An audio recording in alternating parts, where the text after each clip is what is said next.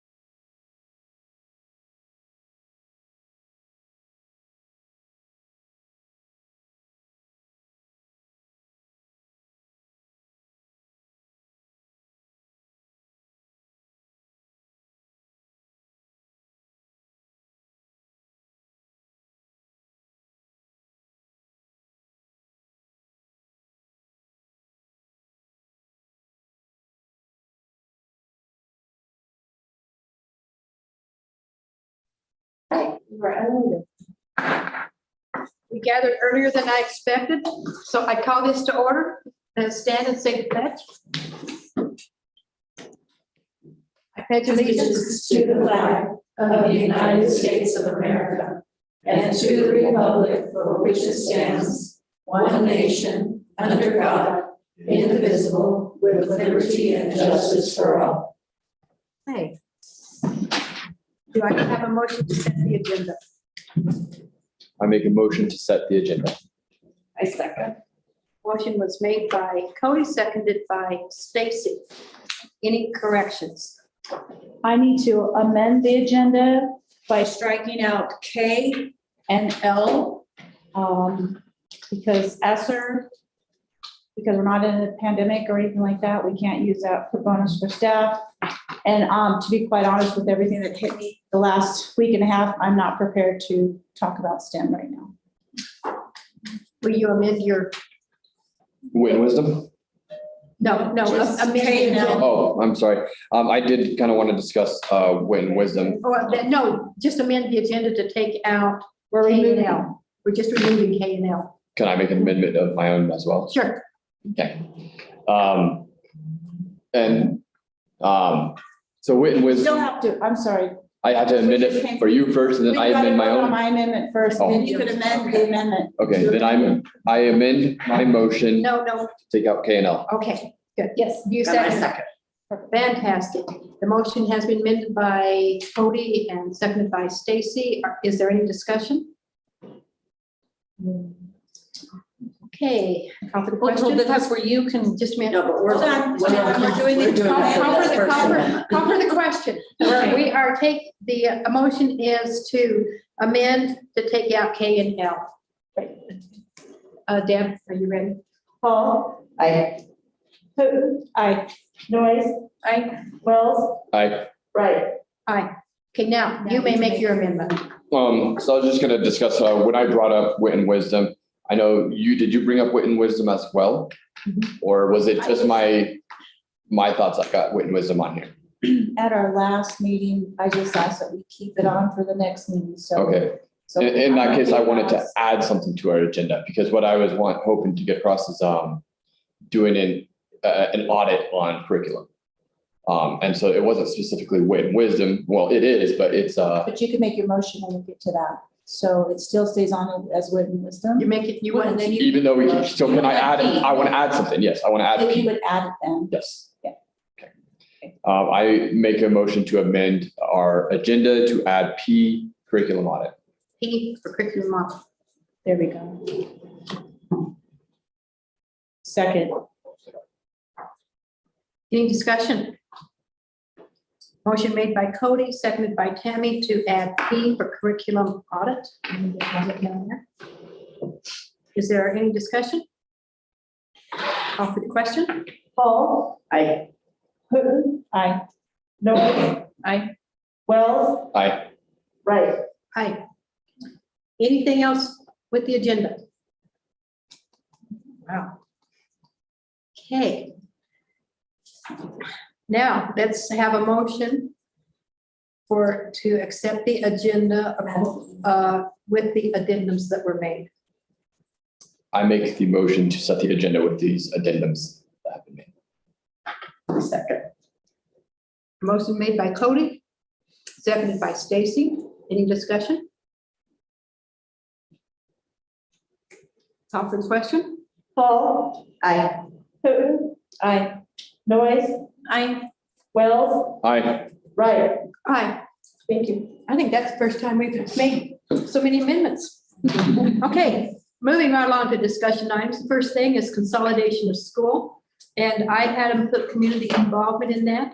And I asked for our principals to be here because, and this is, we're in discussion, so we don't have to make a motion.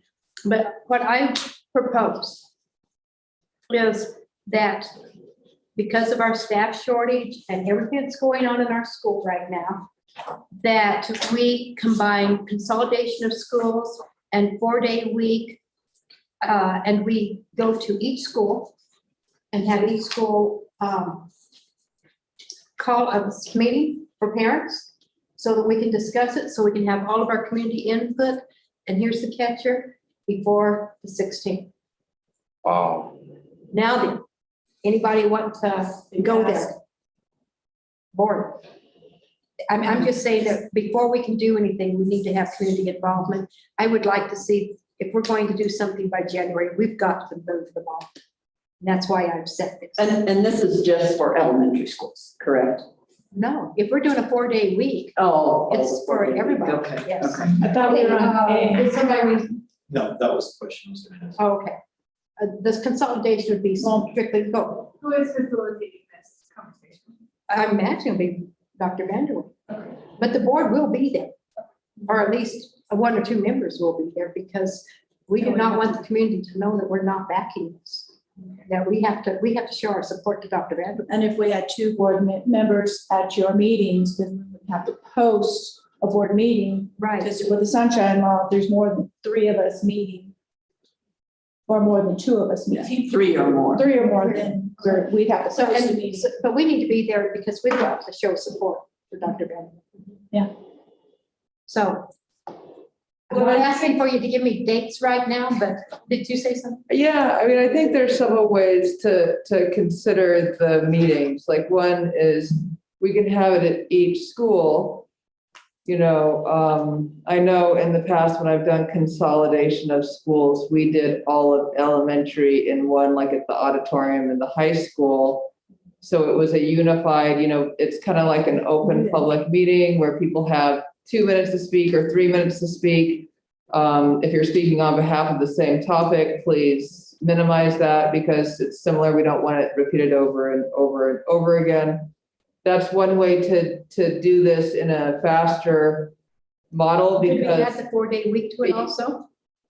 Yeah, and another way, I mean, there's several ways to consider this. Like, so I've been having conversations with Ms. Richards as well as with Mr. Parr in regards to the 4-day calendar, like putting out a survey and seeing what people say and whoever we get the most results from, you know, whichever school we throw a pizza party for everybody.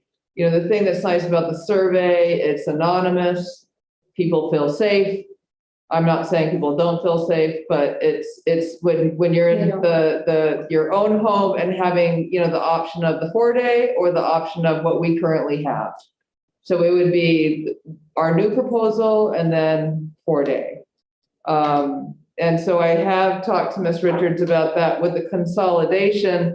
I think, you know, I appreciate what you said because the whole reason why we're talking about this is because of a workforce concern. Right. And the workforce concern is we're going to do something that we don't necessarily want to do as quickly as we would like to do, but it'll definitely add to making us run our schools more efficiently, more effectively, and it'll reduce that piece because we'll have more teachers and support staff within those buildings. And that I really think is, I think we could in a community forum have both topics, but I also think we could also focus on, you know, the calendar is pretty cut and dry in my opinion, but consolidation is not. And consolidation is personal and consolidation gets to, you know, when we talk about people who have had their kids historically at, whether it be Manaw, whether it be Kemper or Mesa, whatever schools that we're talking about, it goes, it kind of goes beyond what the numbers state. You know, it goes into the history of this community and, you know, where people went to school and what they believe in. So. I would still like to see, looking at like this information that's in our packet, that we leave our rural schools out of it. I think they're fine where they're at. They're good to go and sustain themselves and carry on without any other disruptions. Well, I disagree. I think at this point, I think looking at the numbers and not just the numbers, but As far as the staffing But for the issues, staffing issues, I think if PB was moved over to Lewis, it would be. Well, you know, Well, wait a minute.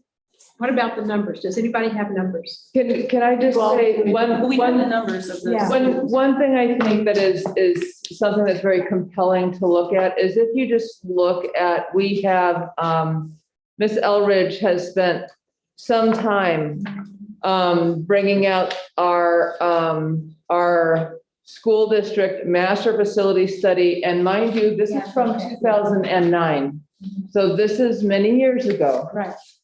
And so I will not pick to identify which school we're talking about, but any of the elementaries, all of their descriptions from that pretty much 12-year-old plan is listed here. So you can find Mana, you can find Mesa, you can find Kemper. And I would just say, read through those, because then you can see where the building is and what the recommendations are if we are to have buildings there working, because some buildings, the safety features aren't there. And that's where I might say, there's no fire repression in a stick-built school, which is quite terrifying. So I would just recommend reading those because they're very interesting. Are we still talking temporary Yeah. or are we talking long-term? Well, right now, we're talking to get through this time. So temporary could be a year. It just depends on our workforce development. So it could be a year, it could be 2 years. The longer story for me is restructuring of at least in-town schools. I'd never thought about that out-of-town schools, but in-town schools restructuring for, I can say off the top of my head, like a K2, 3, 6, but what we're doing right now is to address a situation of today. And the goal is not long-term. Well, if we did do this, to answer your question, we could say it's for this school year and we will revisit it in June. At And on least what the that. staffing looks like. And because by then we'll have an idea of staffing and we'll know how it's working. And then we can make a determination from there. Now, personally, I have heard, and I have not been out there, so I'm of a strong belief, trust, but verifying anymore, that Pleasant View has some severe structural damages. It does.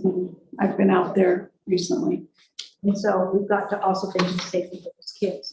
But my concern is that if we combined Pleasant View and Lewis Ariola, that's pushing those numbers up pretty high. Do we have an extra class? Go ahead. Can I just say, we shut the schools down because there's COVID everywhere, but we're going to throw 2 perfectly good schools that are doing just fine right now on their own. We want to throw them together and overpack that school. Well, I'm saying we leave them alone right now. And I don't know, I'm just kind of having some difficulties swallowing that. My only thing is, I had heard that Pleasant View were having some severe structural damages. If it can hold up until the end of the school year, then I'm fine. So. Well, in the report, But again, this is something that we need to go to the community and discuss. Right, It's not sure. something for us to decide. I think that, We we've got don't. 34 kids out of Pleasant View that I think probably could easily be absorbed at Pleasant View or at Lewis. And we Because have, I do. and we have 2 certified teachers and a pair and 3/4. Is that Pair and a right? half. Right now, we have 2 teachers. 2 teachers. You don't have The para is out. okay. There's a half. And then you have the other one that's 0.75 FTE. At Pleasant View. So I say, So, yeah, I mean, we could, with those numbers, you could put those kids in there, they'd be safe, and you could make some of those smaller class sizes at that K through 3 level. Am I, Well, I what don't know, I, but I think. Am I that- thinking wrong? I think I what- mean, and I want some input from you guys. I have a thought. maybe Angie could share? I have a thought, and Angie and I have talked pretty much at length, but a couple different thoughts. One is, I think the Pleasant View community is very proud of their school. Absolutely. It's such a star in the community. And so I think talking to that community is going to be essential. And I don't know if they know their options. They might choose to have a charter school there and be able to manage it on their own, get a startup grant and fix some of the problems in the building. So maybe letting that community hear their options. Right. It is a financial hardship on us if we're not going to put money into it. I felt very guilty being in that building with those little kids all there and the teachers doing all that hard work. They're teaching a 3-grade class, which is not providing the best for the children. Half of the kids were on computers in the classrooms while the other half were trying to get lessons, and the kids on the computers weren't really on the computers. And then the doorbell rings, the teachers have to answer the doors in an unsafe manner, put themselves at harm's way. They answer the telephones for the school. They do everything. Plus, there's no safety doors at the entrance. All the doors are wooden. So if we're gonna have that school existing right there, we have a responsibility to them to make them safe. And so far, I've put different proposals forward on that. And their comment is, we don't spend money there. I'm like, we have people there. Might I add, like, if you look at the, pretty much the 3rd or 4th page for Pleasant View, number 1 says discontinue the use of the building.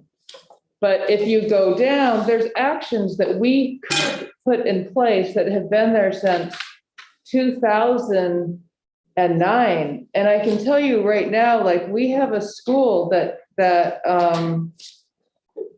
has some very big concerns for safety of the kids and the staff that we have out there. And so I think if we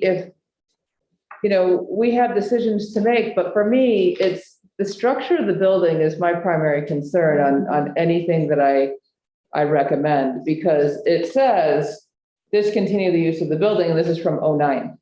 Yeah. And that terrifies me. And as I said earlier, it's a sick building that does not have fire suppression. So how can we fix that? And so I look at these recommendations, and what I was planning on doing is, the goal is to get a new to have our schools have another master's facility plan, because this is like 12 years old. This is old data now. But we haven't had time. Like, that's my goal, is like, if you read, this is Montezuma-Cortez School District RE1 Master Facility Study for 2009, and all of this is from 2009. And we haven't done it all. And that's for me, it's not, with what Ms. Richards said, it's like, in the conversations I've had with Mr. Parr and with Angie, it's like, Pleasant View is loved and cherished by the community. Yes, it is. And we're willing to talk and negotiate things, but for us as a district, this is where I worry about the safety of that district. I mean, not that district, that school. So my concern, I want to say 2 things. One, oh my gosh, I never heard that we did not spend money out there, and that is heartrending. I've tried 3 times now. And whoever said that needs to, I don't know. Anyway, the other thing is, we need to go to the community and talk to the community. And I like what you said, is give Pleasant View options. And they may turn into one of the biggest schools. I know they're one of the best schools. Their scores are high, or they used to be. I don't know what they are this year, but Pleasant View and Lewis Areola had the highest scores. So we need to give them options, and we need to talk to them. So would you guys get with Dr. Vanderway and get a meeting set up before the 16th? Is that okay with you, I can Dr. personally Benjamin? just say, pick a day. We already are meeting on Thursday. Well, I can't meet Thursday, so it has to be two other board members. Oh, you mean dates to meet with community? Yeah, Yes, to meet with the community. community. Yeah. So, I'll reach out to you guys. yeah, because Thursday is the only day really that I cannot meet before the 16th. So. Well, it's, if you're gonna meet with the community, it's gonna definitely have to be after And in hours. the evenings, yeah, Oh, that's what I yeah. was looking at. Okay. So, but I have meetings every night this week. Well, Wonderful. can we do the in-person meetings and the Yes, we're gonna the have to. online meetings also? Yeah, I or was the going online to- surveys? I started thinking, let's do the survey and in-person meetings. Let's do both, because we need to reach as many people as we can. And I would just like that survey to be really cut and dry. There's been other surveys that we've been told, we're gonna send this survey out, and it was just like fishing around this and that and the other, not really just asking a specific question, just Yeah, ask the Very question, specific. get an answer. You know, are you in favor of a 14-week? Yes? No? And if they want to leave a reason why, Do you want to comment? That's all we need to have on that. are you, for consolidating? Yeah. Yes, no. Are you So, consolidated? Because I was thinking along the lines of 4-day revised and then what we have already done. And then what you guys are thinking is possibly comments as well. Right, so you're given an option of 2. Yeah. Okay. So, okay, can you guys do that for me, please? Dr. Vanderway, is that okay with you? Okay. So that takes care of 2 things. The preliminary salary study, who's gonna do that? Somebody? You want me to? Yes. No, I provided you a file right here. after the master facility plan review of all the schools. There is an outline of the study of staff, salaries, and trends. This is the outline of what I've been working on as far as looking at the salary and the trends and comparisons. The information that I presented you at the last meeting is also attached in the basic data format. With the trend analysis, and then on the back page is also a comparison of other districts, a regional comparison. And is file available? Is he online here? Yeah. I would also like Kyle to be involved in this discussion. Allowable by the board, please. Absolutely, yes. Kyle has prepared the budget for our salaries for this year. And I would highly recommend that he provide you information on what is available that we could do now, what is needed in order to make a recommendation. And Kyle, can you hear me? Yes, I can hear you. Can you hear me? Yes. Yep. Good evening. So me and Cindy were talking earlier about what kind of a plan we need to have in place in order to provide good data to the board for them to make a decision on salary schedules in the future. And one of the big things is consolidation, because that is going to determine positions, and that's 80% of our budget. So that's a big determining factor, because, and I'm just going to put it out there, the better we consolidate, the more money we have to play with salaries. The other thing that I need to have to happen is Colorado doesn't have a statute that I'm aware of regarding what the recommended class size is per class. And so we need to come up with what we feel that number should be. So again, I can budget off those positions, and we know how many positions we need per how many kids we have in the district, and we can align with that going forward.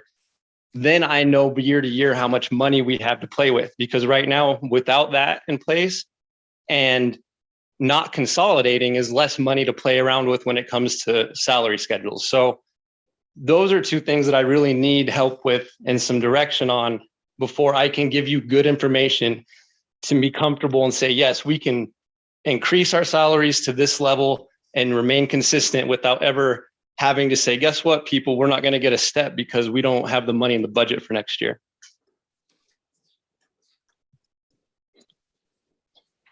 Thank you, Kyle.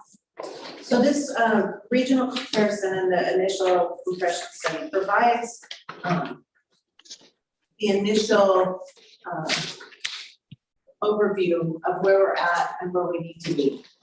But without actual knowledge of how many teachers we will have per our enrollment, especially following any kind of consolidation, we don't know what our available monies to increase these salaries to those points would be. The third and final part of this study is for special education teachers. And knowing that across the state, SPED teachers they have an own salary column because they're paid much higher due to the licensure that they have to have and the special assignments that they have on a daily basis. Our SPED teachers are not paid uniquely. They're on the same salary schedule as all teachers. And so that is the last part of this review, is to see if we need to develop a higher pay scale for special education teachers. And with that, we could possibly attract or persuade teachers that we have already in the district that are licensed for SPED to transfer over to those classrooms. And there generally tends to be a larger shortage, a shortfall of teachers throughout the state in ESS as well. So, I'm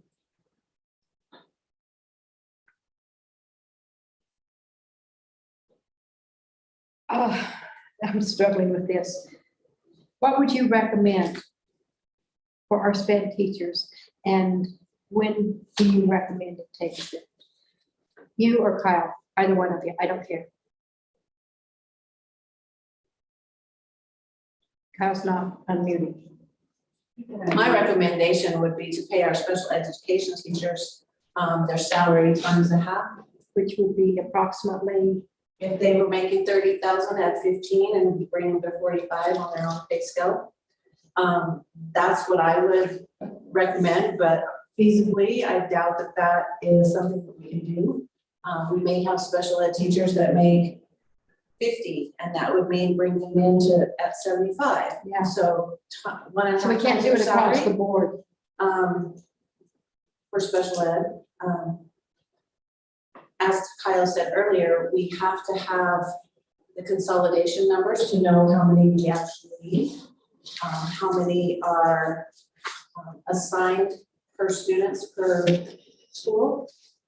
I would really like to have Katie's input on this because she specializes in that department, and also Whitney because, and Robert, their schools, all three of these principals. I'm looking at this, All our three of these ESS students, principals. and that's huge. One thing I might recommend too is, so I think one thing that Ms. Elridge and, Carl have really done well is the regional comprehension comparison studies. And so I would like to see what it looks like regionally for our ESS folk as well. That's Because- the third part of this. Yeah, so I think, Because I don't have all of the numbers yet.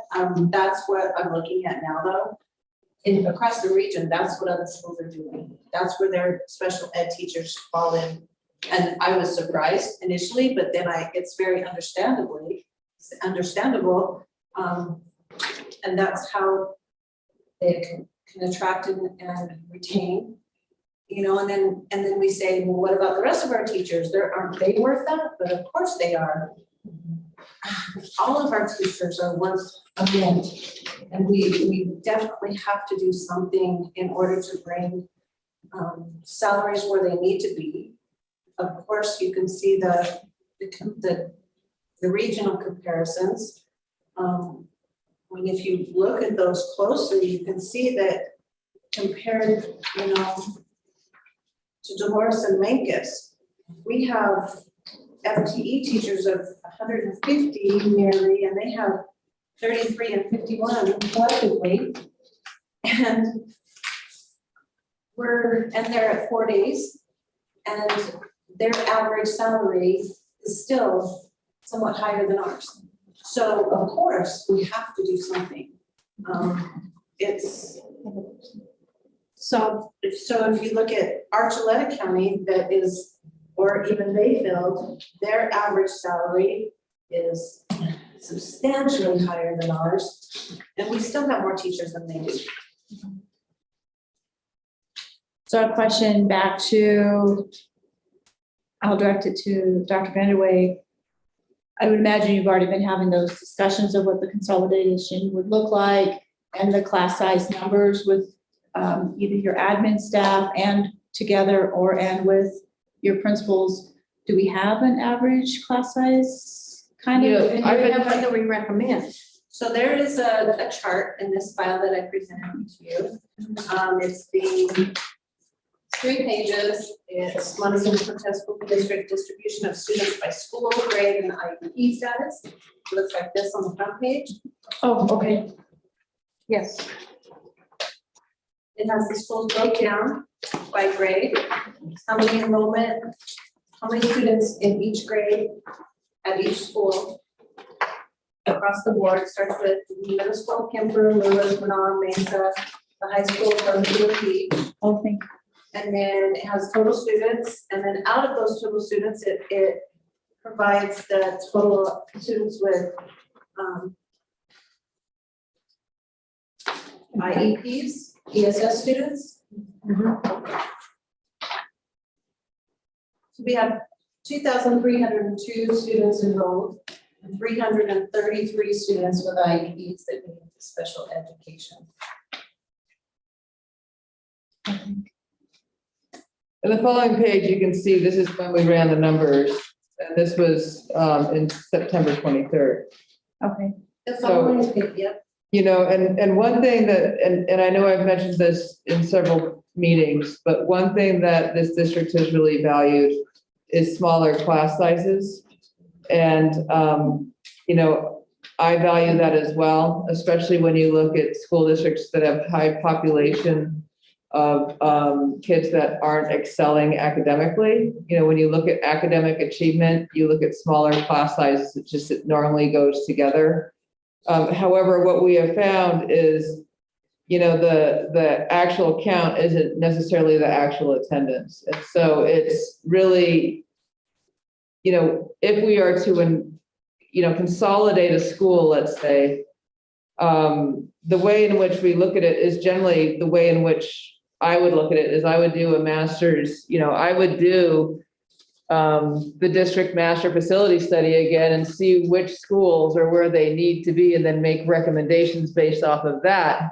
Because generally they go hand in hand. And I would say, I could beg to argue that you can have class sizes of 22 to 23-ish that are still quite low, and that are fair. But we would have to, as I said, this data is pretty old because now it's already November, Right. 2nd. Right. So, Now, my concern is we really don't have time to go through that whole process if we're going to do it in January. So I guess we need to meet and see where the community is and then do the best we can. Also, on your district master facilities plan, there is capacity limits Yes. listed on each for each school. And then the current enrollment of what that school is also provided there. So that shows you current enrollment is substantially less than what the capacity of each school is and where we have room So for we additional. have work. Yes. We have some. So that part is also provided. Yeah, the information on the master plan and current enrollment. I don't need to take a sleep in. Okay. Um, That just is the guide where I provided that information to you. no, but I want to see that before the. I'm not seeing that right now. Okay, so it would be these. Okay. Okay, Master. I think yours Okay. are highlighted in red and on the top, where it says current enrollment, and you have a number there, and then right below it, it says capacity.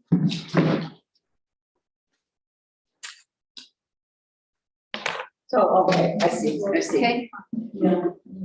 so you've given us a lot of information and I want to, down. We need to know how many students that we can have per class so that Kyle can do the budget. And he's working on as soon as the audit's over, he'll be working on the budget, so we need that ASAP. Sped and teachers. I see.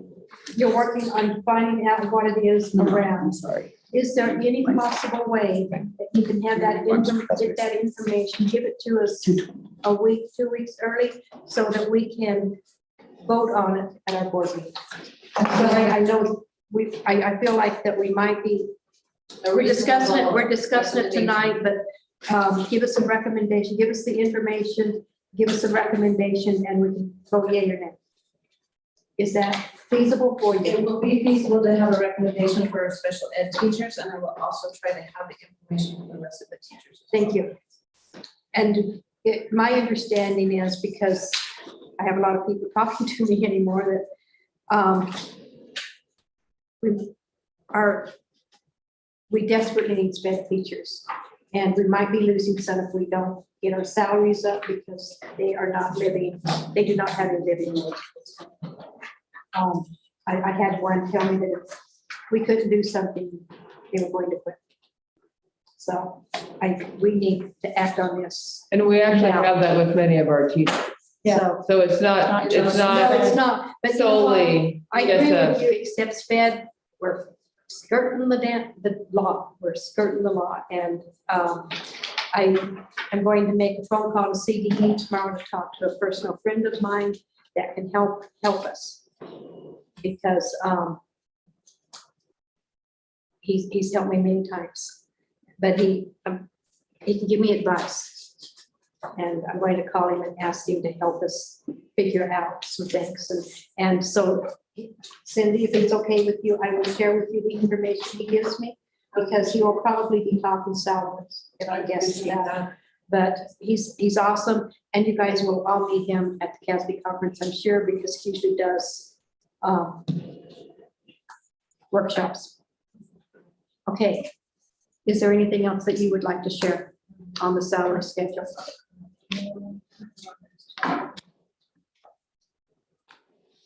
Cindy, is there anything else you would like to share with us on the salary schedule or students?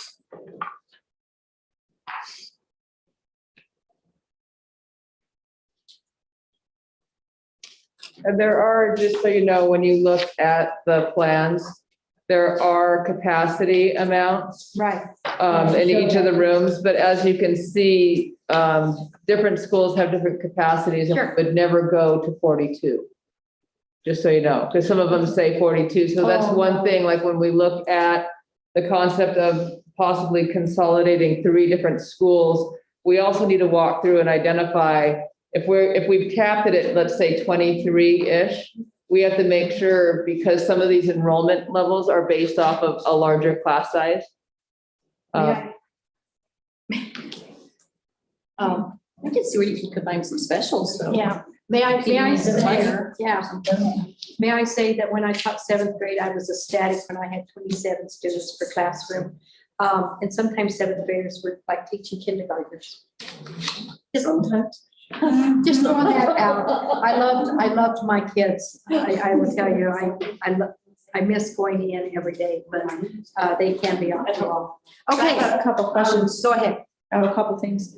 So we can safely say, for rough numbers for Kyle, he could take a class size and average 23 at this point, just to give us a starting point with numbers, correct? That's what I, With That's true. 23 students per class. for class, yeah. Yep, just Don't get a just to school. get a starting point. And then I just want to point out all the hard work that our middle school teachers presented to us, that it's going aligning with what is being presented to us as well. Is their short-term solution for understaffed and lack of qualified teachers. We just want to make sure that, you know, we are addressing the calendar. Right. That's coming forward. And I just also want to just make on record that their long-term solution is what we're working on now, is make it the compensation competitive with surrounding districts and considering the affording. So I just want to let that know because they worked hard on getting that to us, and I just want to thank them again. And middle We school are- teachers, we heard you and we're working on it. And believe me, you earn every penny, All of them, every one of them. Yeah. that's all I had to You say. have to take into consideration a lot of different areas, especially since the budget's already been set. Right. So, and moving forward, I would definitely recommend that the board, each time the budget is presented, that you put cost of living on the salary schedule before contracts are made, because you add 3%, 2%, whatever you can to the salary, it's going to continue bringing it up. And then they move up on their step for their years of service. So it's not just the same step for the last 15 years, but there is a cost of living added into that. We want that. So 5 to 10 years from now, we're not having to look through this again and figure out how can we bring the salary schedule, the salaries back up to where they need to be, because over the last 10 to 15 years, there was never a cost of living added into it. So We I definitely would need to. highly recommend that once we do get it to where it needs to be, that every year, that continues up, not So- just the step, but also the cost of The living. cost of living, yes. Kyle made a comment at the last meeting, and that was that we had to prioritize and to get our salaries up where it needs to be. And so Kyle, I'm reaching out to you that before you start the budget, bring it to us so that we can prioritize what we consider important.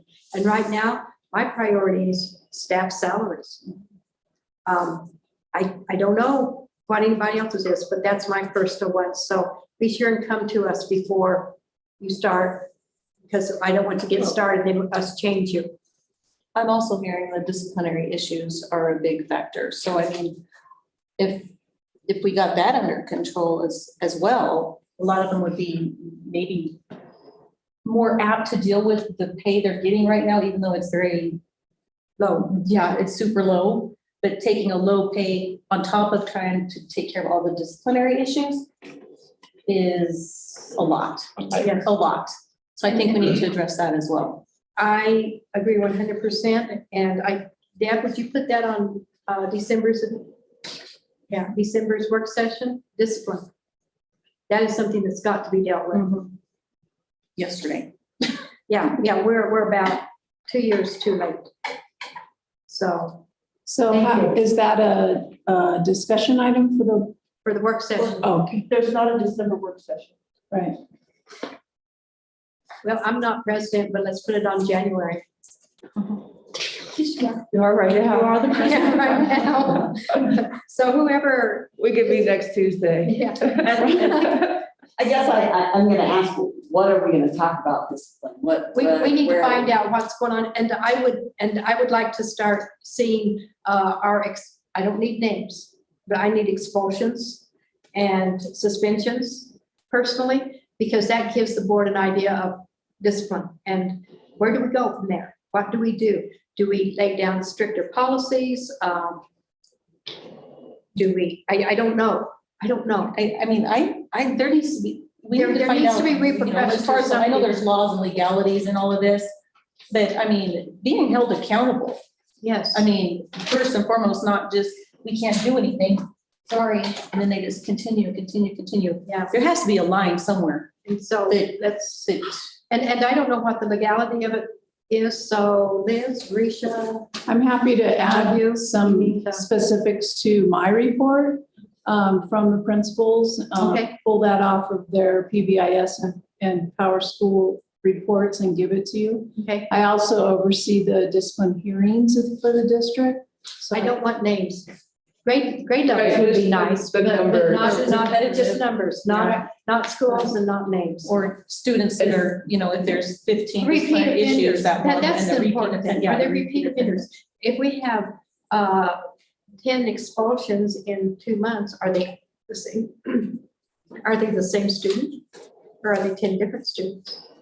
And what we can do is we can sit down and, because there's a criteria that they use from like several years ago that they had that was quite vague.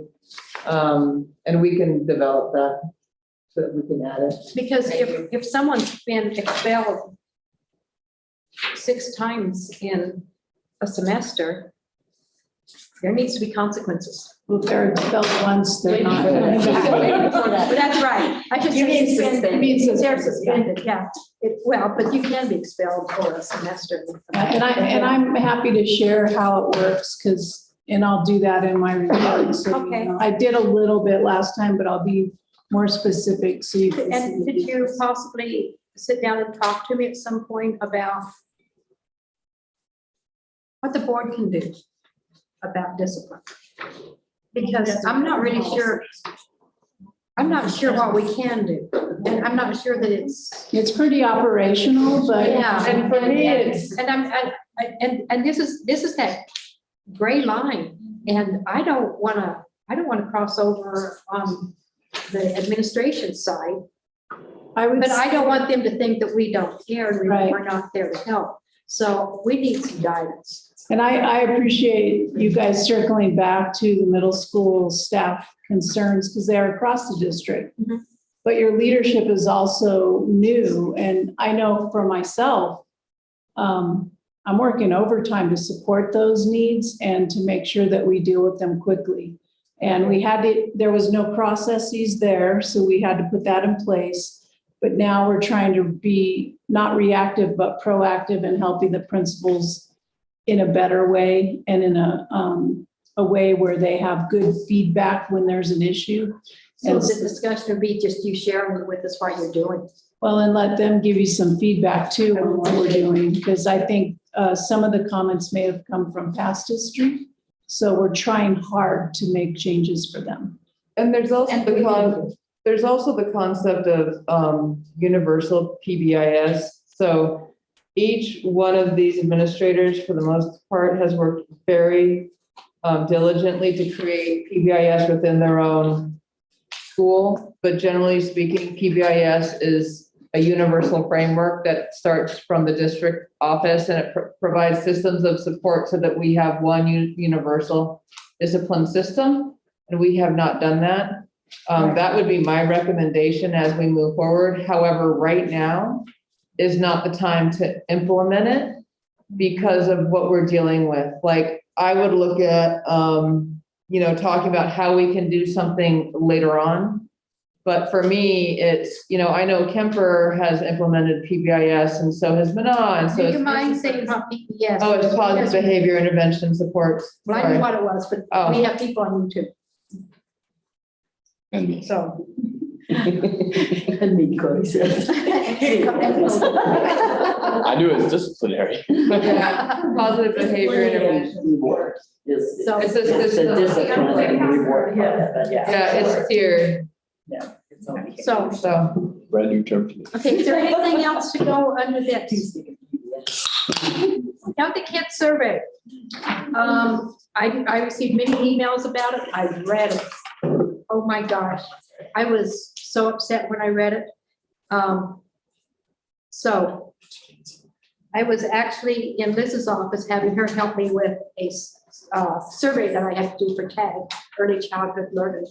And I mentioned it, and she told me that there were 2 different surveys. And I said, oh, so we got the harsh one.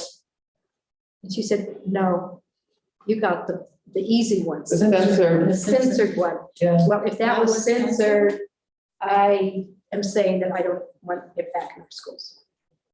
And it has to go to a vote. So if you'll put that down as an action item, but I will tell you right now, I will vote no, because if that was censored, I don't think that we need, And and we do get grants off of it. Let's be honest, we do get grants from it. No, we don't necessarily get grants from it. We use the data in our application.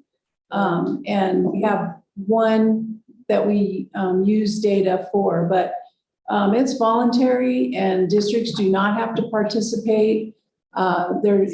We don't have to. Our county likes the data more than we do because they get a lot more money from our team's data. And they can start doing their own stuff. So they ask us it is a community partnership Mhm. thing. So they ask every year if we're gonna do it because they want the data, but it's voluntary. We do not have to do it. And we can put it to you for a vote and then follow. I would appreciate that. Do you know if the surrounding school districts do it? I know that Dolores did it. I also know that we've thrown the boxes in the trash. And it's middle school, so it's middle school and high school, and some of the indicators are like felt sad or hopeless for 2 or more weeks. And then it identifies how many kids within the high school or the mid school felt that way. Yeah, but it Attempted, goes down to more personal things. attempted suicide, carried a weapon on school projects, threatened with a weapon. I'm just reading the indicators that were sent to me. Used alcohol, used marijuana, used e-cigarettes, smoked cigarettes, students who used alcohol in the past year, and then, other drug related.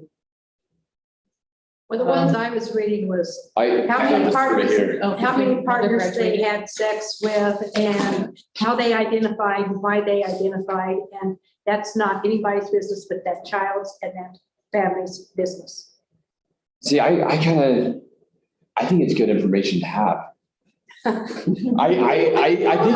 think it's just information. Yeah. And I know a lot of it is pretty, Well, I really liked a lot of it and it really opened my eyes to a I lot. like, A lot of it's I like controversial. that, like But about then 8 questions of it. Then when I start getting into it, I'm going, oh my gosh, seriously, you're asking middle school and high school kids these questions? I'm sure that my grandkids took that survey and they did not share it with me. But if they would have, I probably would have told them not Just to. know- But it is voluntary, correct? No, the students take it in class and they don't have an option. They all get it. It's like a standardized test where you fill in the bubbles. And they don't really know they can. They get it handed out by a teacher in the class. So I'm sure they could say, I don't want to take it. Well, I I know thought it one was on a student, I know computer. one student that said that they did not, the teacher told her she had. Like, And Well, so, because that was a. I think you have a choice of paper, pencil, or online version with. Well, there's generally a parent waiver So anyway, that's, provided. personally, after reading it, I was upset. So I think it needs to come back as an action item. Does anybody want to add to it? Well, I think we need, I think we need some more information about it. Read the survey. well, can we Well, no, not just condense the it to survey. our, Yeah, what, can we How does condense the it to county use it? our liking, Yeah, our how's comfort? how does the county use it? Used, Can we edit it? Are they able to opt out of it? Is it pencil and paper? Is it computer? I think we need some more. Options information are about it. always available, especially with grant surveys. It's never mandatory. They would But never we need to do. know those things. Well, absolutely. But if Yeah. it's handed We'll- out in And class, parents then need you're to not know those going. things too. I mean, We'll provide seriously, you that if it's information. handed out in Yeah. class and you say, fill this out, how many kids are going to say, yep, nope, I don't want to? Not very many. But there are districts who have implemented a parent survey where the school can't give any surveys without parent permission, and it's part of enrollment paperwork. Or it can be a parent permission slip before the Healthy Kids Survey, whatever. And I wouldn't object to that. And whatever the board sets up, because under your board powers and responsibilities in the Colorado revised statutes, you are responsible for the content and surveys and tests. Because what's good for one child is not good for every child. And I'd be willing to say, if you have a parent permission slip, you need to fill this out, fill this out. I can, because I mean, I can see the value in a couple of questions, but I do not see the value in many of them. It does help the community in a way that they form projects at like Pinion Project, the Montezuma County early childhood, the different programs that they put together for kids, they do get funding to help if they can show that so many kids thought about suicide and had ideations. So they can put a suicide prevention program together, and they show things with that data. That's why they need it. There's no other venue for them to have kids Sure. all in one place. Teenage pregnancy prevention, we have been the largest community of teenage pregnancy rates for many years. Yes. And so it's the same kind of data that provides that. But are we able to revise it? We cannot, it's Okay. provided by But we can have state. parent permission. You can have parent opt-out and permission, which we haven't implemented, but like, I'm sure if there's a teenager strong enough in class, they can say, I don't want to take it, and they don't take it, or they can That just takes blow a it really off. strong teenager. But we don't have a parent permission form right now. Okay, so any more discussion? Okay, we put on for an action item, because I can see the value of that way. Policy, IMB, teaching about controversial sensitive issues and the use of controversial materials, and I did not get this until today, so I have not read it. I did some work on this and went over the policies. And you'll see the only thing I added to this policy, it's our original policy, it's what's there. Okay, I compared it across other districts. I compared it with CASB's recommended policies. And ours is pretty much in line with everybody else's. But I added a CRS for the board specific powers related to controversial content. And I have, you can have a copy of this if you'd like, but one of the board's specific powers is to exclude from each school and school library any books, magazines, papers, or other publications which in the judgment of the board are immoral or pernicious in nature. So that is your responsibility as a board to, and that's dealing with immoral or pernicious things of nature, but so also things that are controversial. to open a can of worms, do we have to go to a library and go through stuff to see if they have it? I mean, how do we know? No, you have to, that's why I then, if you look at the next policy, IMDR, we did not have a policy for the regulation of this. If you look in most other school districts, they have the reg policy as well. And so this whole thing is a proposal to add, because it goes through the process of how to make decisions. If a teacher has something coming up, say they're going to teach on a very controversial subject and it is right in line with their content standards, but they want the parents, the principal to be aware it's coming up. Here it is. I found this supplemental material. I think it fits right in. They have a process outlined here of what they do. And then it provides guidelines for the teacher, guidelines for the principal. Then it goes to discussion, how the principal handles the discussion, and then if it needs to go to a review committee. So it takes all the steps before it has to get to you. So that's why I added the reg, and I went to several different, again, districts, found their policies, and then I cross-checked it with CASB's recommendation and came to this. The superintendent and executive director of academic student services would be the last line of defense, if you want to call it that, before it gets to the board. And it could go through a series of appeals as well. Right. Okay. So, I appreciate you read it. yeah, well, I appreciate that. I've been working on it too, and I sent it to CASB to get their sample. So we are, there's some differences, but we do stay substantially close to CASB's policy. The only thing that they weren't able to confirm, the verbiage on the bottom that says, note, this policy statement is based on the position statement of the Colorado State Board of Education. Where are you at? Oh, I'm at underneath the references. Underneath the references on page 2 of IMB. Okay, Yep, it's right under 3 of 3, says note. So the CASB lawyer that sent me information back said she could not locate that this Colorado State Board of Education position statement, that is actually, she couldn't find them supporting that. That it wasn't their statement. So we might want to strike that. That, no. And I added the CRS there because there was no Colorado revised statute on it. And so it just makes a little stronger policy. I appreciate that. Otherwise, I think what you've given is a very good addition and change. Great. And you can read the IMB-R before the guys meeting, but I did. I think this helps give our principals and teachers and principals and the clear direction of how to be able to deal with and it. I think that's what was missing. It was too ambiguous, so Good. um, Okay, so we'll read that and they'll come back first reading for November 16th. for November 16th. On both. Yes. Okay. The next one is F. It's, It's JL, JLCD. Yeah, F is. Oh, okay, gotcha. We're on F. JL. It is- Oh, excuse me, it's JL. Yeah, it's JLCD, Administration of Education of the Students. And what's the, but not the JLCD. Yeah, I'm the same. so I went over all of these as well. And I also studied the question that you were asking, Sherry, about administering medical marijuana. Now, JLCD-R, is that the first one that we're looking at? yes, that's the Yeah. first one. Okay, the only change, on page 2 of 2, I recommend we strike the word marijuana there. There's no reason for it to be there.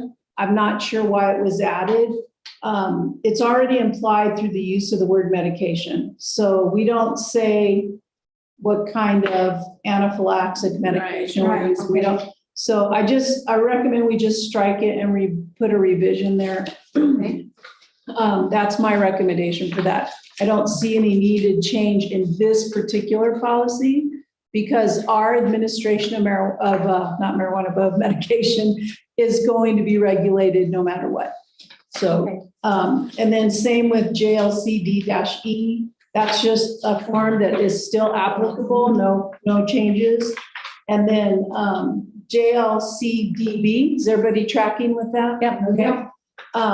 On page 2 of 3, instead of specifying a school nurse, because there is still a controversy between their licensure and what CDE allows for school nurses.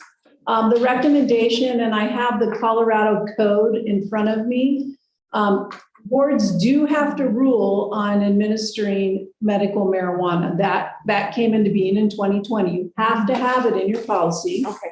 And so there's no choice to take it out, but their recommendation is just to put volunteer to administer, assist in administering of medical marijuana to qualified students. The safekeeping precautions outlined in the policy must be adhered to by the personnel administering. So all of our safekeepings we have are listed in this policy on page 1, and all of that applies to medical marijuana. So they can't possess it on their person. It has to be in a locked place, has to be in a prescription format. All of the same things that apply to regular medicine apply to medical marijuana. But we do have to say how it will be administered. So a volunteer employee, school personnel volunteer. So that is a recommendation for that policy. Everything else would stay the same.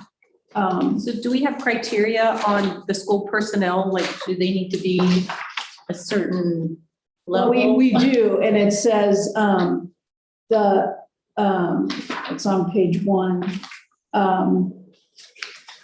Primary caregiver means the qualified student's parent, guardian, or other responsible adult over age 18 who is identified by the student's parent, guardian as the qualified, or that's the primary caregiver. It's not in this policy, but it's in our other policy. Why if we don't have anybody volunteer? Then do we get a point? I mean, I'm just playing the devil's And advocate. the parent or guardian has to come in and administer, but the school is supposed to have a policy that supports it. And has to have it, the law states there's a process for storage, possession, and administration of medical marijuana, and it's required in each school district. And it goes into, it has to be a non-smokable form, and it has to be all of those things. I'm still. That was my concerned with next the question volunteer. was- So like, shouldn't it be like maybe one of somebody in the health clinic has to volunteer? Not like, the PE custodian? teacher is gonna volunteer to do it, like kind of thing. Could be a. I mean, I think it needs to state what, It does specify in the policy JLC-R, the regulation. It does specify. okay, so that's the new one. Oh, no, dash R. Okay, never mind. -R. Okay. It does talk about, has to have a written authorization signed by the healthcare practitioner. Then it talks about the dosage. Number 2, the school nurse or school administrator in consultation with the school nurse, the student's healthcare practitioner, and the student's parent guardian collaborate to make an assessment of their knowledge or condition ability to self-administer. So a student can give it to themselves, but it has to be under the watch and care of the person who's administering, for them to self-administer.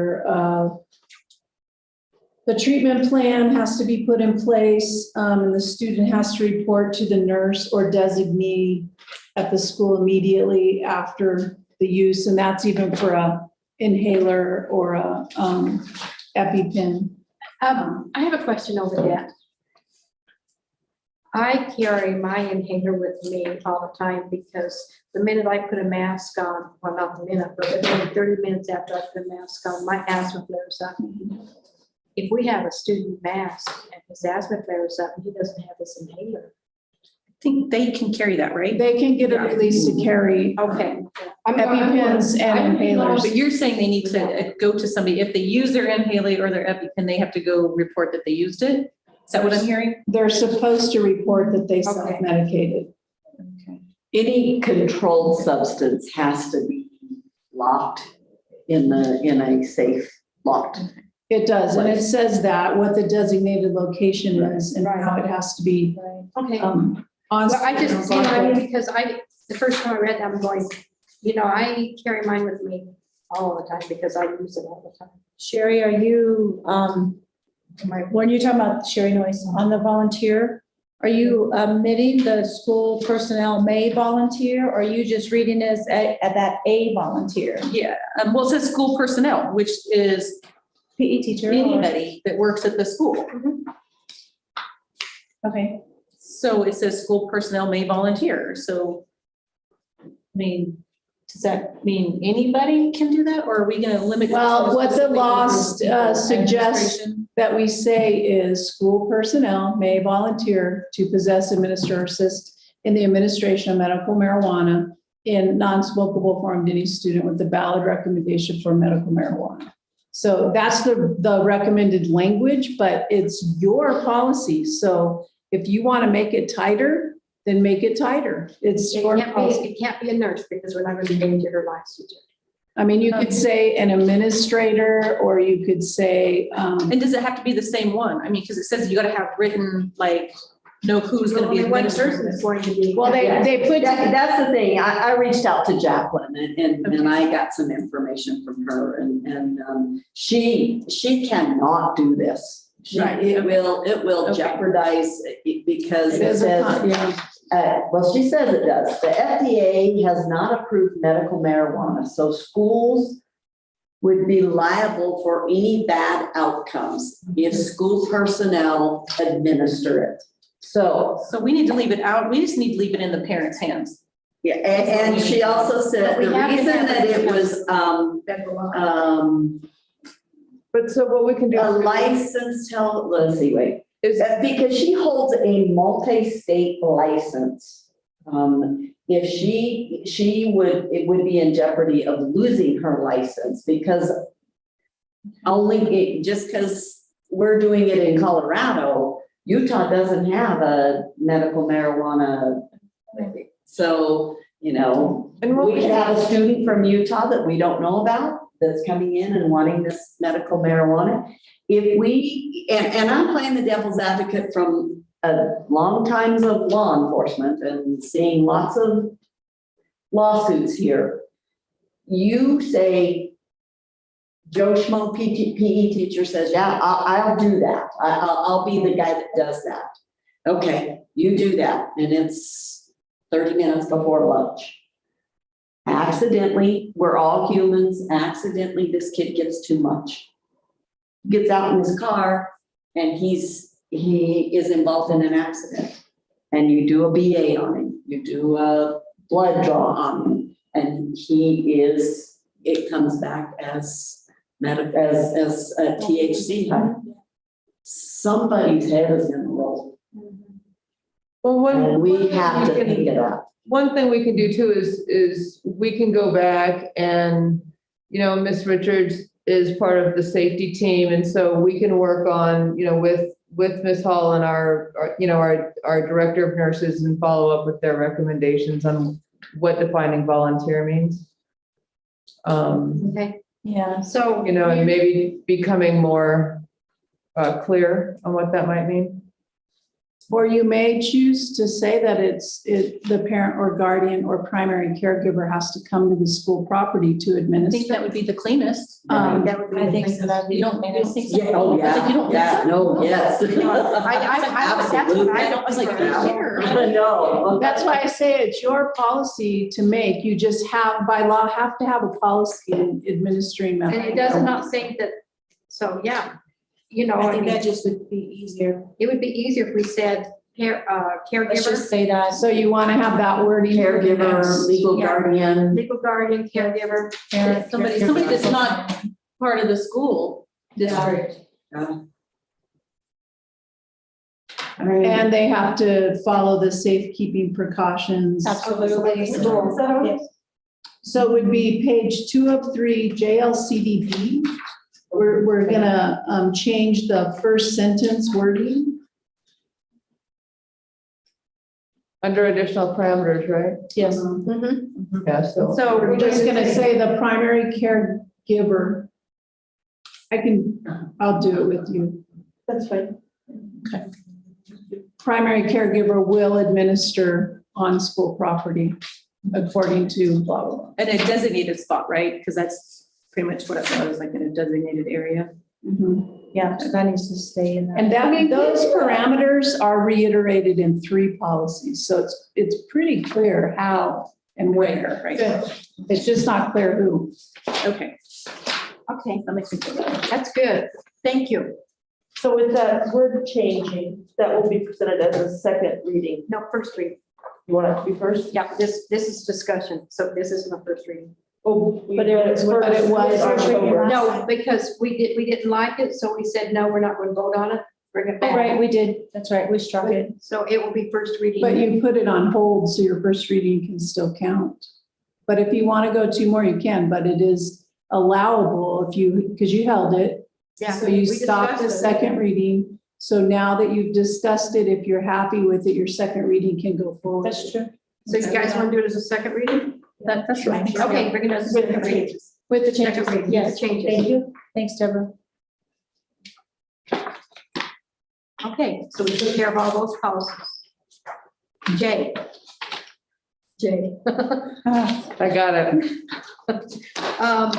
Continuing education, and this is my great idea, and I talked to Lisa about it. And when I taught school, as I told her many years ago, I'll refrain from making a comment to a principal in the back. We had continuing education classes given. We partnered with Adams State. And anybody who had the credentials to teach a master's or better specific classes, then we could teach, they could teach in the evenings or on weekends, receive cheap credit. That would apply to their licensures because they have to, have to have 5, I don't know what it is now. It used to be 5 credits every 5 years, 10 credits every 5 years. But it also helps you go up in your steps. Well, then, go ahead, let me know when you're. Well, and I was just saying, why don't we reach out to Adams and see if we can do some of that? And anybody who has a master's degree and degree, and Adams approves of them, then we can start doing some classes. I picked up a lot of classes through doing that, giving up a couple of evenings a week, maybe a Saturday. And you're talking for teachers, right? I'm talking for staff. Right, she's talking for staff. Yeah, So- because we Because we do understood. concurrent for students, but. Yeah, no, I'm not talking to students. I'm I talking. just want to be Yeah. clear that she's talking about staff. I'm talking staff. Yeah. Because, I mean, that gives them a leg up. It gives them they don't have to travel. They have to give up a couple of, free times, evenings or Saturdays or something, but it helps them climb the ladder. And I look at these poor teachers, and some of them can't afford to go to school and up their time because we're paying them so little. So let's help them where we can. It's a really good idea, and it's very possible. PCC does work with us, but just so you guys have this, since we put it together, we thought you were talking about concurrent enrollment for Oh. students. So, but I think, I do like that too. 'Cause when I yeah, was if on you PCC, guys want to take one of those and pass it, I had Eric put together all the concurrent offerings in the high school. Oh, So you that's can fantastic. see. Thank you. So it's everything students can earn college credit for. And I thought it was good to see the diversity that our high school offers. And to Tammy's desire to see some STEM coming in, we're doing a pretty good job in the high school of having a nice rounded and balanced opportunity for the kids. As far as teachers that go, that's awesome. And I would go so far as to say opening up our induction program for even our principals here, because they're having to pay for it with the BOCES, right? It's free? No, I think it's great. It's free? So- Good, okay. Well, I mean, know that- I just think we should open it up for people who want to become principals, people who, staff members who want to become principals, who want to become counselors. Let's open it up. I mean, that's how I got my master's degree. So there are programs that can be okayed by you as a board that demonstrates that you will pay for a certain amount of education. So let's say someone decides to get their ed leadership and become a certified principal. Right. We will pay for that as a district, but the requirement is that said administrator signs off that they will work for our district for 3 years minimum within that capacity. And so, there's like, even with my doctoral program, many districts in the state of Arizona pay for others. Like I was the only person that they didn't pay for because that's a way in which they give people, a raise. We'll pay for your ongoing education as long as it's within a specific field. It's not like if you're not a culinary arts teacher, you can't go to culinary arts if you're not going to teach that. It can't be pottery. But it can be, if you're an art teacher, yeah. But if you're an art teacher, yes, but if it's not applicable, so there's parameters, but it's, people love that. And it definitely is a bonus. It's a bonus, but my problem with that one is I want to give teachers a raise. And that might take money out of our budget that we could not give our teachers a raise. But I'm willing to say that we will pay partial. Currently, right now, we do offer steps for additional education. Right. And so it would be nice if we could do both. Like that would be the perfect scenario, because we do want to move them over, Right. I want them to move. for every 15 credits or whatever. And so, Eric has a couple of good comments. He commented that entire degrees are online for teachers. We do have a lot of continuing ed options through the district. The requirement for teaching college classes changed a couple years ago, so it causes problems with our concurrent ed classes at the high school. And then Angie's commenting that we have offered these. She actually taught one 2 years ago and they're for Adams State credit. So what you mentioned, we have been offering those. It is available. It is. Since I'm no longer a teacher, I wouldn't know, but I want to do everything we can for our teachers. Yeah. So, Well, with all that being said, I know you and I were sent an email for sure about some of the issues they were having at PCC with some kids not being allowed to finish their courses. What was that? Because I mean. I know, I was just trying to find that. I meet with them like bi-monthly, like we're It's, working. it was over masking, I think, or vaccines, one of the two. Say that again. Well, it says, And I don't have that one on my phone, so.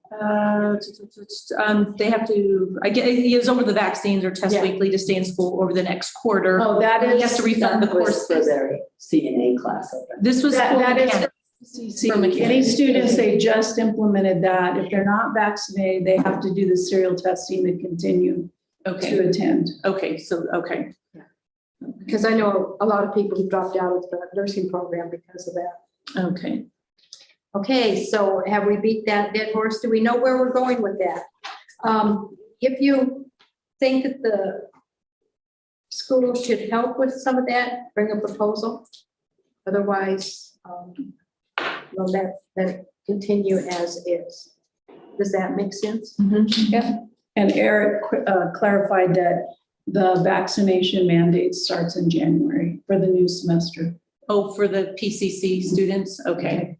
That helps too. Okay. And that's either vaccinate or the testing. Serial test. Okay. Anything else?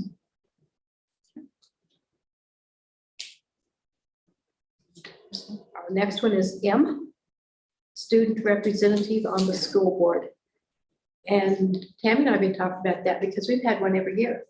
Well, we haven't We had didn't have couple one of last years. year because of COVID, and we haven't had anything this year. And Tammy attended a workshop, and It was actually at our fall regional meeting. We had that breakout. And it was just presented by other boards that instead of having just that one voice of student body, that they just kind of mixed it up. So maybe the next board meeting, we were hearing from that D student, or we were hearing from the athlete, or we were still hearing from Stuco. I don't know if you still call it that, but student government. And just a variety of that. We don't have a set student representative, but we would have many voices coming to our table, particularly if we look at our agenda and say, let's just go back to the mask for that as an example. And we've had that voice from the student population to say nay or yay, but they come to to the table for the discussion of that. Or if it's about graduation requirements, something, whatever is on the agenda that it would be really nice to have a student's voice in, then we look for that student body that really has. It just brings more to the board discussion as well, because they just have a different point of view as well.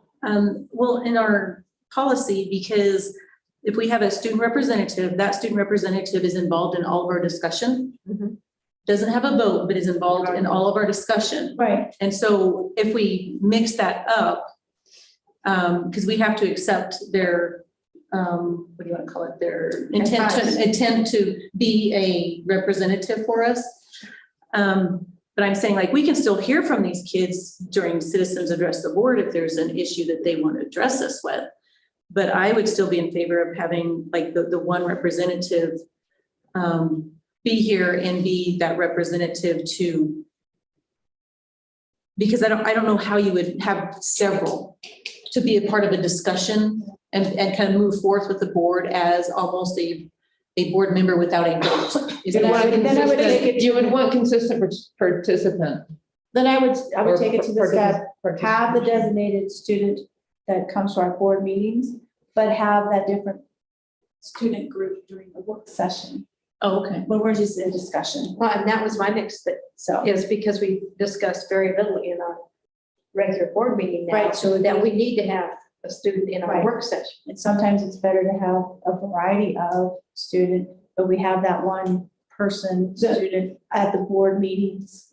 The idea of student representation was originally to train them about government. Mhm. And so you use your student government and your student government officials. And Eric's saying a high school student government is getting ready to have a rep for the board because they are supposed to represent their student body. Right. So they have class meetings, get their input, is teaching them about government. Then they get to come here and see you representing government. And as local school board members, they're representing their school board, their school body. And so they come bringing their ideas, and it's a training tool for them as well. They don't get to vote, they get to participate in government as a student government representative. And so student rep. I'd like to can- see a middle school student also. I think that's a good idea. I was That would be gonna. nice. yeah. That would be nice. Yeah.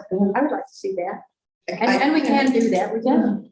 So, So they would be coming on board and soon, forthcoming? Eric said they're ready. They're getting ready to have a rep, and they're looking forward to it. There are a couple that are interested, and then they'll choose who comes. So I think we have to approve that. I think it has to come before us and we. no, we approve. have a policy. That's what I mean. No, we- We have a policy, but I think it says we have to Oh, approve do we? that. I believe, we'll double check the policy. I have a Policy. student group that maybe we willing to do something. We don't have a student group presently living. Do you want to? I don't mind looking. I would appreciate it.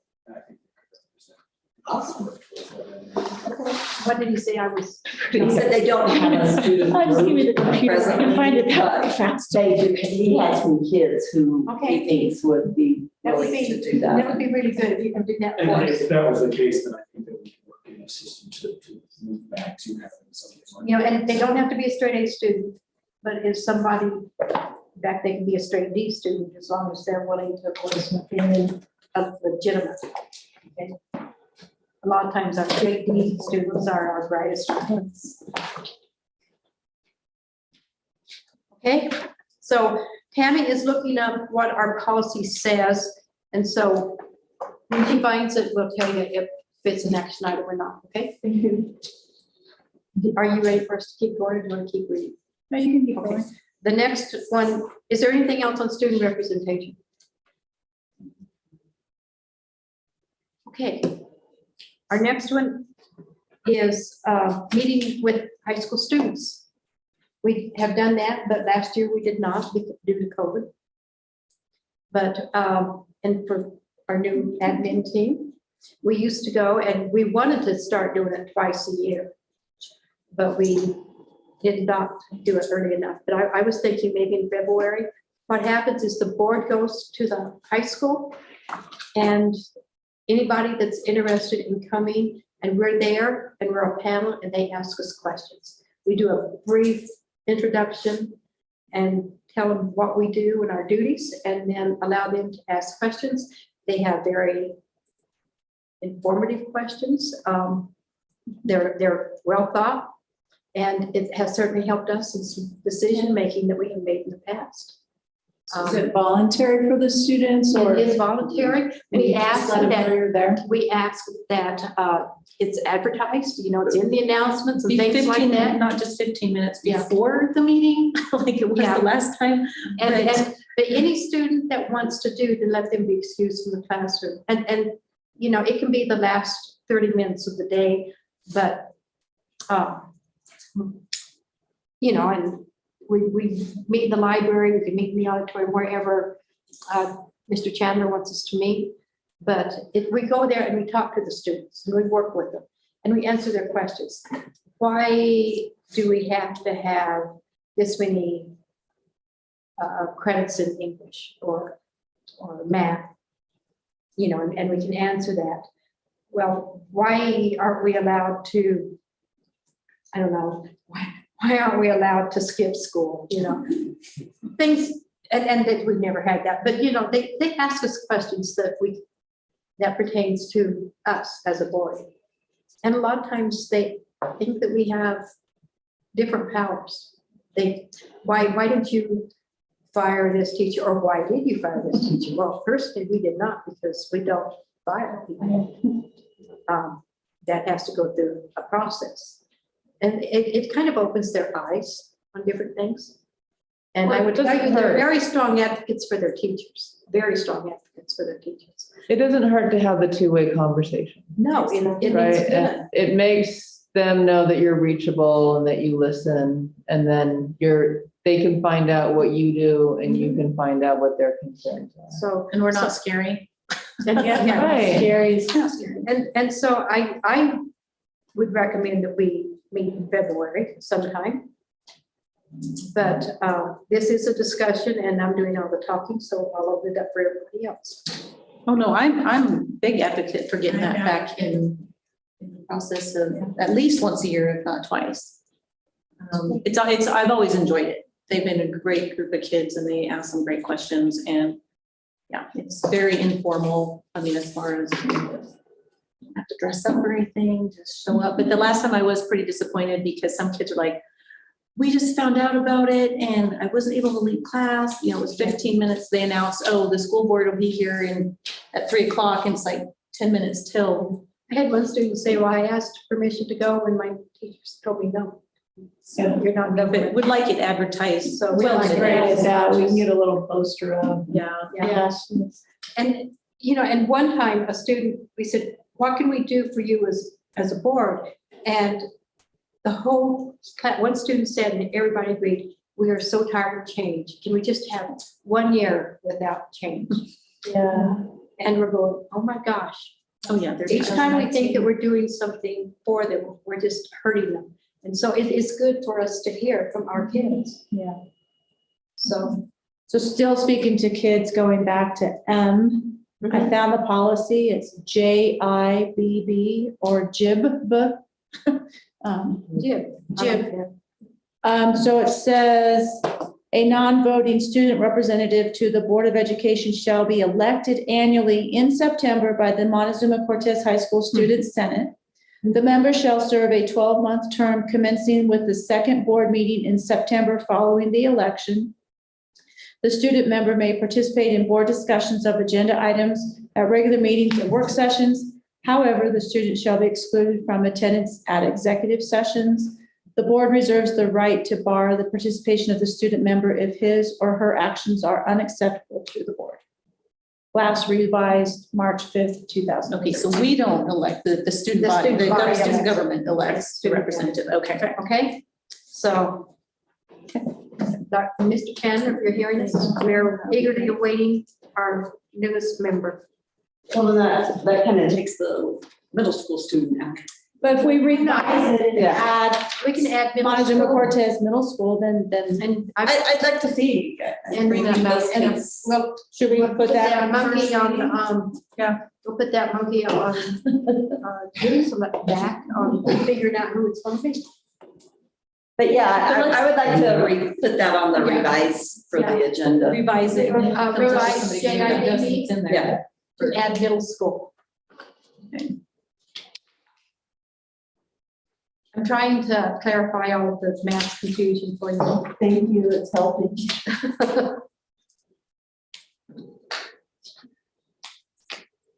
Anything else to do with students while we're Eric said they'll have one for the next meeting. Awesome, thanks, Eric. done? It's November 16th, and we eagerly look forward.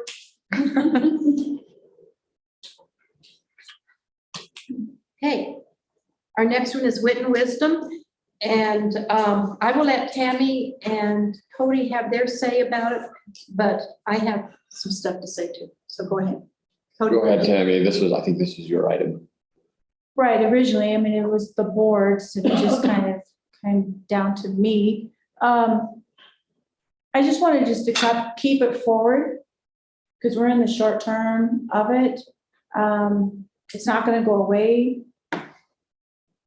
But let's look, rereading some of the reports that Mr. Parr's given us, that he says, as upon advisement from the board decision, which we've given him, that he would begin to look for alternative ELA programs to use, and the data research has already begun. So I just want to know where we are with that. We also talked about that we can't just pull it out of mid-year like this, understanding, It's highly unrecommended. highly unrecommended, absolutely. Especially, it is a local control thing, but right now, it's not recommended to do that. We do have a list, like the list of the CDE, READ Act compliant recommended, like Right. K3. These are the things that we've been, so Mr. Parr has ordered a bunch of these curriculums for us to view and Give look me at. the list of them. Do you want me to send you this list? Yes, please. Okay. Because I did my own research Cool. and I have it because I'm ready to move forward. I want to have the curriculum. I'm sorry, Cody, go ahead. I was just wanting to hopefully, I wanted to present another idea with wit and wisdom, Go ahead. see if it's salvageable. It is a very expensive secondary curriculum. If we're gonna have to buy a new curriculum anyway, it'd be nice to have a nice one to kind of help out, it's a good secondary curriculum in my way, if we can kind of fix some of the problems that need addressed. And so I kind of want to see if teachers and community members think it's fixable. Okay. Is there enough wrong with it that it's not, or is there several things that there's big points that maybe we can adjust the language or something like that, and then it'd be a really good curriculum. Before Mrs. Wright, before you answer that, I would Go ahead. like to counter that. No. So we're looking at wit and wisdom elementary, that is very difficult to have to pull out and already not enough time to do with their just home planning. Now they're doing extra to pull out things to make it eligible to plan, to educate. Second is the middle school, who didn't have a structured curriculum. They all were doing their own, so all that added extra time. So as I said, the last board meeting, visiting with the middle school, although it has not been ideal and all understanding that it's a secondary and more supplement, the middle school teachers understand that. But what I saw the positive sides from it is how it was engaging students with the structure and the formatting of the curriculum. Okay, so we're looking at what was in two lenses here, elementary and middle school. So with the middle school, the teachers there that I visited with and what they've also have presented to us, again, if we go back to what they presented to us, the short term is don't remove it. And our superintendent is saying the same thing to us. The second is the long-term solution is that curriculum committee restructured in such a way where your curriculum audit could sit into as well. But it also goes by our policy, if that's what we are supposed to be doing with the adoption. So as how wit and wisdom is now in our middle school, if we just talk there, I was very impressed with the structure, the engagement, from the lowest performing to the higher performing. They were engaging with the conversations. The one class that I sat in, their reading was about a basketball player at a middle school level. And well, those of us that like basketball know different professional players. These students were able to connect with basketball and was able to have a conversation around that. And it just presented also their writing styles. They're able to present a better portfolio for their writing skills. Yes, is there lacking? Ms. Richards has pointed that out, it is lacking. Mr. Parr has said the same thing. So I think the audit committee or the audit curriculum audit and restructuring the committee in such a way that we could present something better. But in the meanwhile, this is what we have, and this is where we're at. I agree at the secondary level too, but I mean, I'm gravely concerned. Yes. And I'm studying our data right now because my greatest concern is K through 3 because of what we're using currently. We're using a phonics and teaching reading tool that isn't even on the list. Right. The audit's already done by CDE. If you guys want one of these, you can see that each curriculum that's approved, they've already done the full audit. They've measured it on every single criteria that's required. For us to do an audit on our own is a waste of time when they've already done all the work.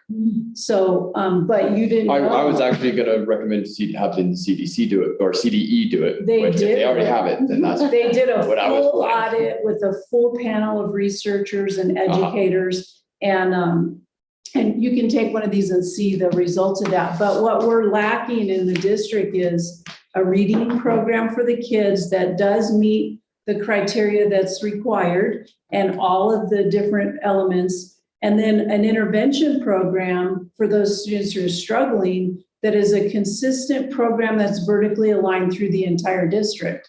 And that's essential. That's what all your different tiers of learning, like your 5% at the top that are special education, they need to have a program that aligns vertically with the reading program used for tier 2 kids and then the general ed kids. Right now we have so many different pieces, it's confusing to students. One teacher is going to teach in an intervention how to utilize phonics and put sounds together. In the general classroom, it's going to be done a different way. They're confused. So we've got to vertically align what we're doing in a stronger way. Right now, Wit and Wisdom is a literacy only a reading program with finding and pulling out questions. We need an integrated language arts program for K through 3 that teaches the phonics, the vocabulary, the literature, and the writing skills all in one that's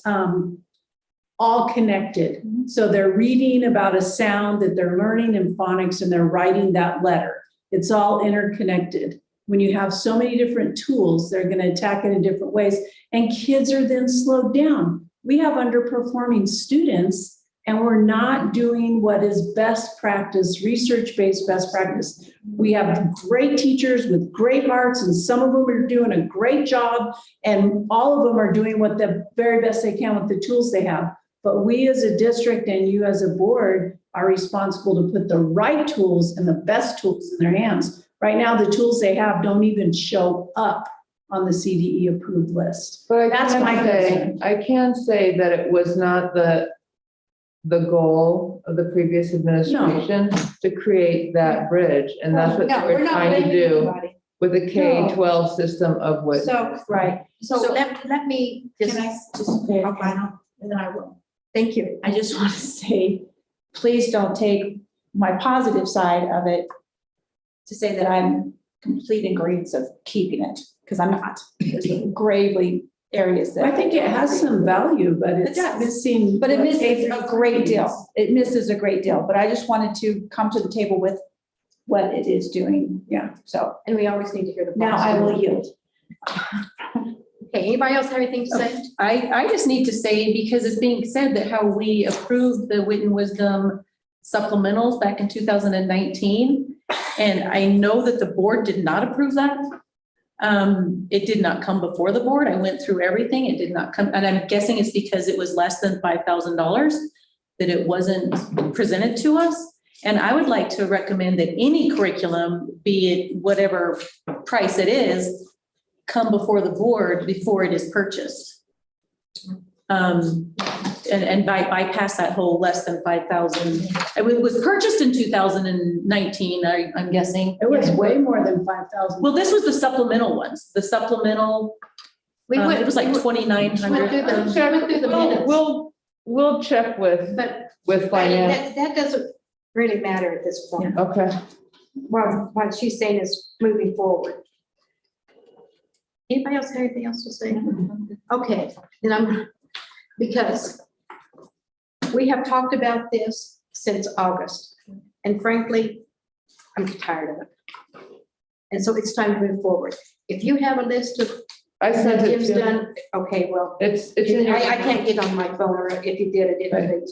But anyway, I want it ordered I want to put out, I want it out for the community to look at. I want us to make a decision by January on what we're going to have. I want us to order it so that the teachers have it in their hands so that they're not struggling all summer trying to figure it out and then start in August with something that is going to work for our kids. Meanwhile, I'm really, really sorry that they're having to work their bottoms off. And if there's anything that we can do to help, we will. But I agree, changing curriculum in the middle of the stream, it's ludicrous. It's hard on the teachers and it's hard on the kids.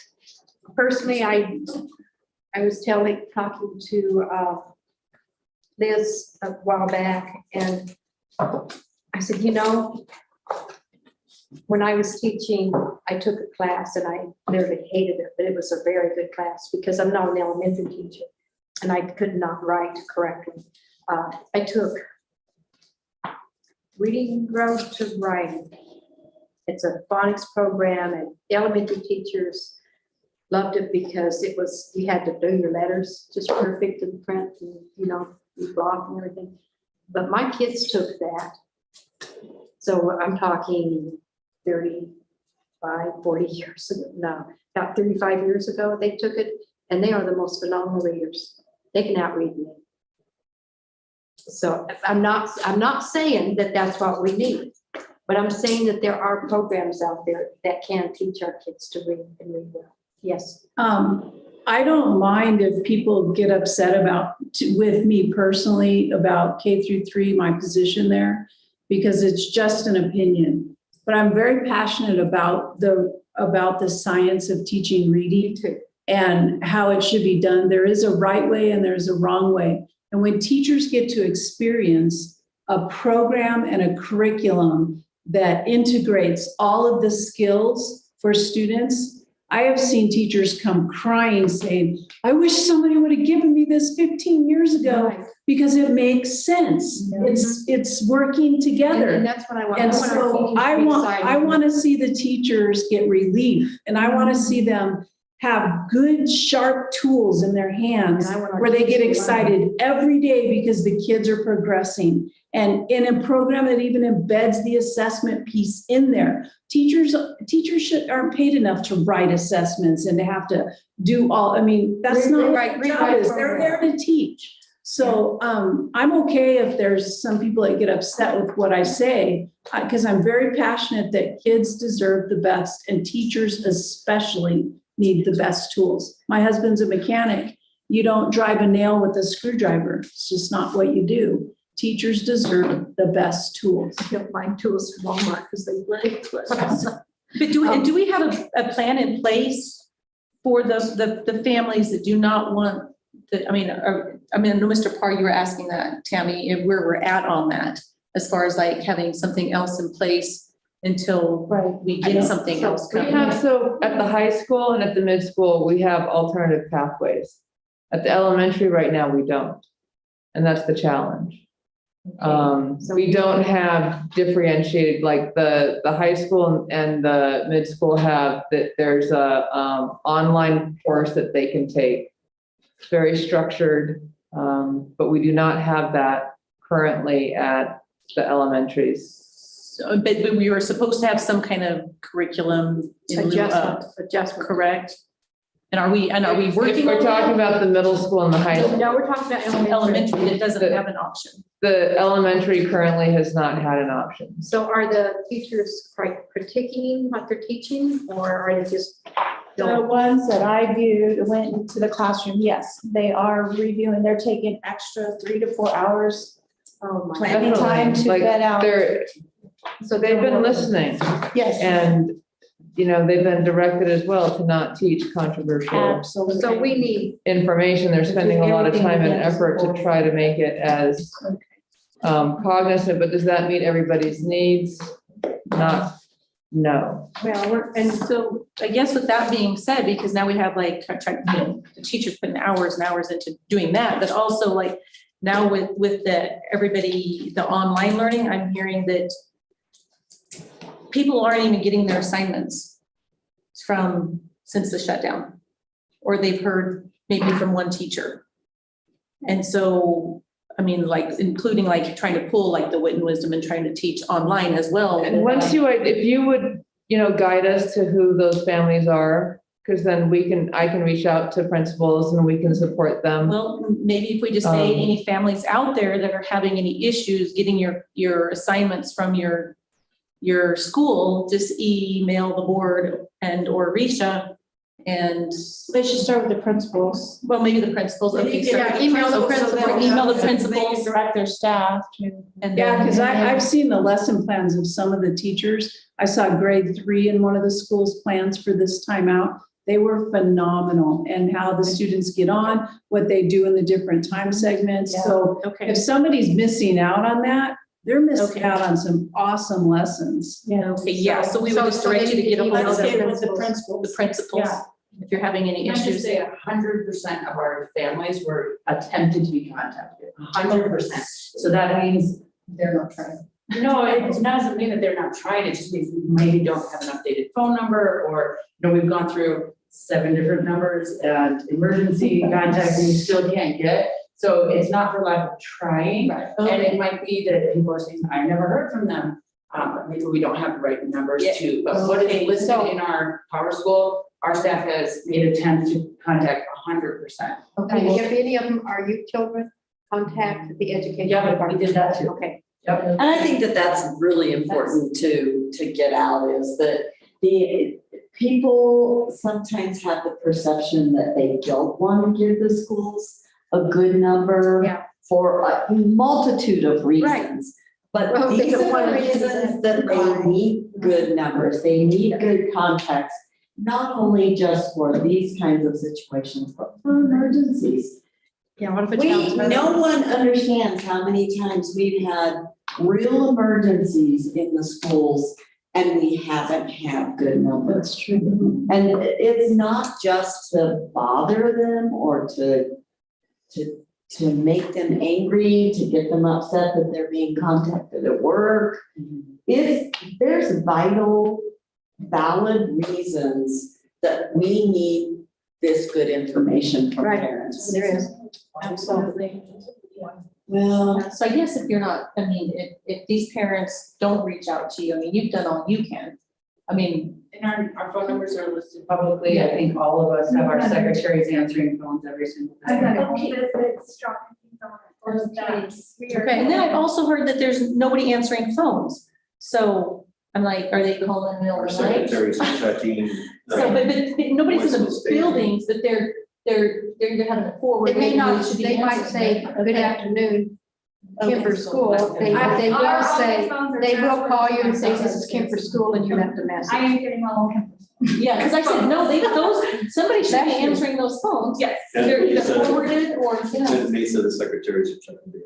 Principals can go into the online lessons and watch them. I'd encourage board members to ask maybe one time, can I come in and watch the lessons with you? So you have firsthand knowledge of the online learning, Yeah. because there is a perception if you read Facebook that our kids aren't getting anything. Yeah. They're really getting some. I would do that. I'll email you principals and.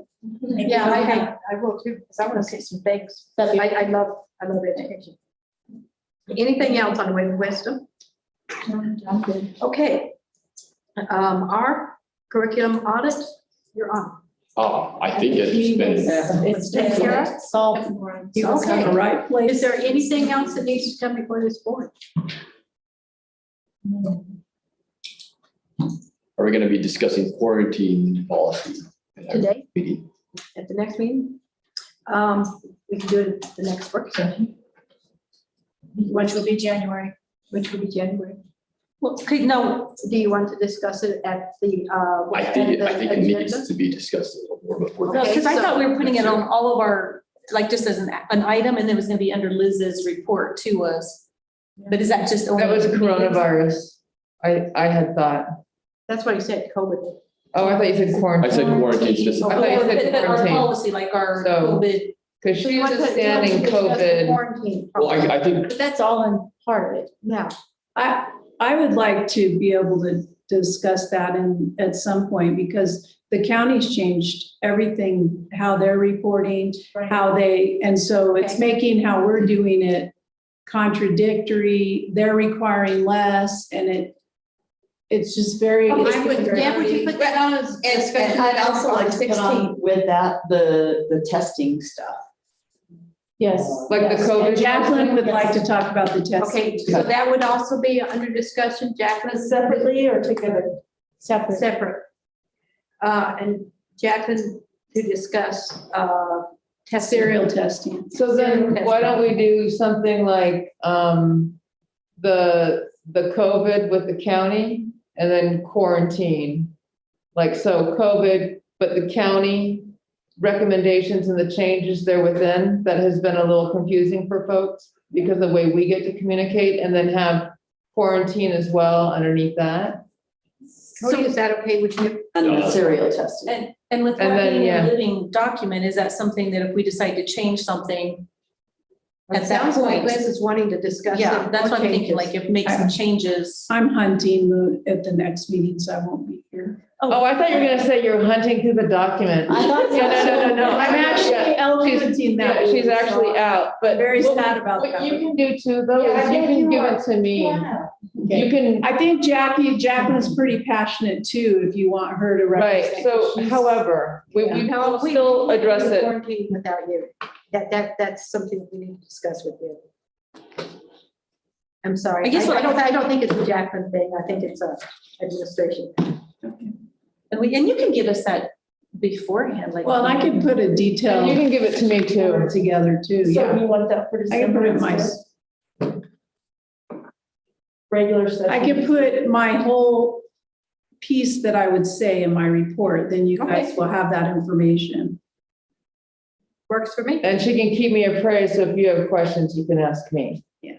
And then Jacqueline can present the serial testing, that whole thing. She's pretty frustrated with it. Anything else? This meeting is adjourned at 8:59. Wow.